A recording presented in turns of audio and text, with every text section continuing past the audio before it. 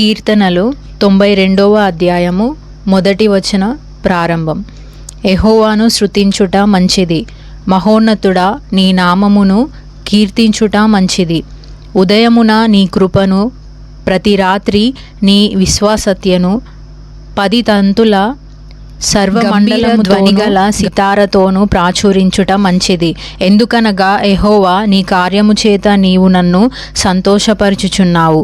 నీ చేతి పనులను బట్టి నేను ఉత్సాహించుచున్నాను. యెహోవా నీ కార్యములు ఎంత దొడ్డవి, నీ ఆలోచనలు అతి గంభీరములు. పశుప్రాయులు వాటిని గ్రహింపరు, అవివేకులు వివేచింపరు. నిత్యనాశనము నొందుటకే గదా భక్తిహీనులు గడ్డివలే చిగుర్చుదురు. చెడు పనులు చేయు వారందరూ పుష్పించుదురు. యెహోవా నీవే నిత్యము మహోన్నతుడుగా నుందువు. నీ శత్రువులు నశించెదరు.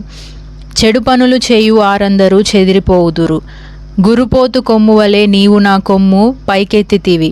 కొత్త తైలముతో నేను అంటబడి తిని, నా కొరకు పొంచిన వారి గతి నా కన్నులు ఆశతీరా చూచెను. ఆమెన్.